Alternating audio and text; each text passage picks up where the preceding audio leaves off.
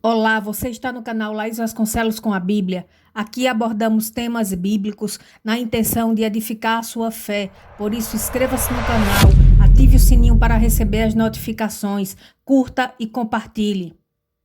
O segundo livro de Samuel, em seu capítulo 16, traz um personagem que espraguejou contra Davi quando estava fugindo de seu filho Absalão, na ocasião em que conjurou contra o trono de seu pai e ardilosamente conquistou o coração de israelitas que levavam suas demandas ao juízo do rei, com lisonjeios e falsidade, a fim de lograr confiança e adesão à implantação do governo que intentava estabelecer. Receando um ataque de Absalão ao palácio e que ele causasse um conflito civil, Davi saiu a pé de Jerusalém com seus servos e sua casa em direção ao deserto.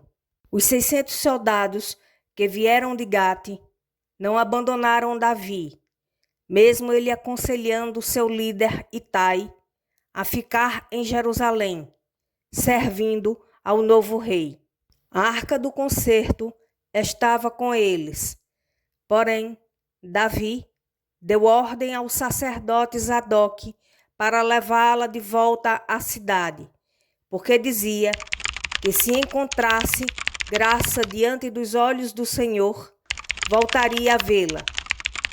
Davi e todos os que o seguiam passaram pelo ribeiro do Cedron, e chegando ao Monte das Oliveiras, Davi adorou ao Senhor e recebeu a visita de Uzai, o arquita, que a ele se apresentou com veste rasgada e terra sobre a cabeça. Contudo, Davi ponderou que se ele o acompanhasse, representaria um peso, mas se voltasse a Jerusalém e supostamente se aliasse a Absalão como fiel súdito, poderia colher informações e repassá-las aos sacerdotes Zadok e Abiatar e frustrar os conselhos de Aitofel a Absalão. Apesar de ter tido o privilégio de gratos encontros que revelaram amizades verdadeiras, quando Davi chegou a Baurim, foi surpreendido por um homem da tribo de Benjamim, a mesma de Saul, que o amaldiçoava e atirava pedras contra ele e seu séquito, ainda que os valentes de Davi o ladeassem. Proferindo acusações e insultos, Simei, filho de Gera, atribuía a Davi o pagamento das vidas que se perderam da casa de Saul como mando do Senhor. Um dos sobrinhos do rei Davi, integrante do seu exército, Abisai, indignou-se com as imprecações de Simei e se ofereceu para eliminá-lo. No entanto, Davi o repreendeu, proibindo a represália, e suportou a afronta, aceitando-a como da parte do Senhor. Davi confessou sua esperança de que o Senhor convertesse em bênção a maldição lançada naquele momento. Porém, a execração de Simei se isolou em seu ressentimento. Quando a comitiva chegou à cidade de Maanaim, contou com a hospitalidade e a benevolência de 3 homens: Sobe, filho de Naás, de Rabá, dos filhos de Amon; Maquir, filho de Amiel, o mesmo que abrigara Mefibosete, neto de Saul, em Lodebar; e Barzilai, o gileadita, de Rogelim.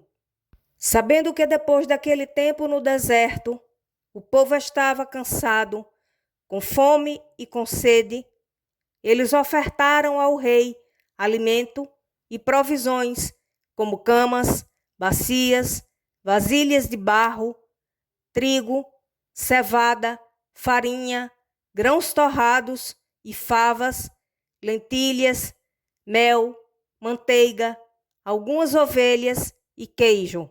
Depois que Joabe executou Absalão, em seu retorno para Jerusalém, Davi ia fazer a travessia do Jordão, quando Simei foi ao seu encontro junto com 1000 varões de Benjamim. Também compareceram Ziba, servo da casa de Saul, e seus 15 filhos, e seus 20 servos. Todos foram ajudar o povo a atravessar o rio e auxiliar no que o rei determinasse. Simei se prostrou diante de Davi, implorando que seu pecado não fosse levado em conta e que o monarca não guardasse em seu coração as ofensas que lhe fizera, assegurando que de toda a sua tribo ele fora o primeiro que se apresentara. Novamente Abisai desejou fazer justiça, sendo outra vez impedido por Davi, que jurou a Simei que ele não seria morto.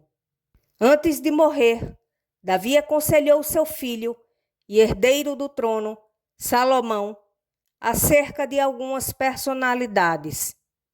Em relação aos filhos de Barzilai, por exemplo, foi recomendado que Salomão fosse caridoso e que os tivesse à sua mesa, em retribuição ao bem que fizeram a Davi quando estava fugindo de Absalão. Porém, sobre Simei, Davi orientou seu sucessor a não tê-lo por inocente. E como Salomão era homem sábio, saberia o que fazer para que aquele que ferozmente amaldiçoara o líder de Israel descesse à sepultura. Quando Salomão assumiu o poder, uma das suas primeiras atitudes foi convocar Simei para deliberar que ele construísse uma casa para morar em Jerusalém, de onde ele não deveria sair para parte alguma. Caso Simei descumprisse o dispositivo real e passasse o ribeiro de Cedron, sua punição seria a pena capital. Simei concordou e fixou residência em Jerusalém.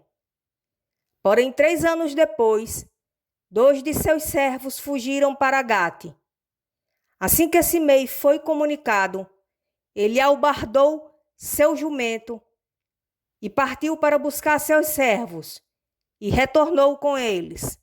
Ao ser notificado que Simei se ausentara da cidade e logo retornara, Salomão intimou sua presença para lembrá-lo que ele concordara em ficar em Jerusalém, mas não obedecera à ordem do rei, e que ele sabia o quanto agira com maldade para com Davi.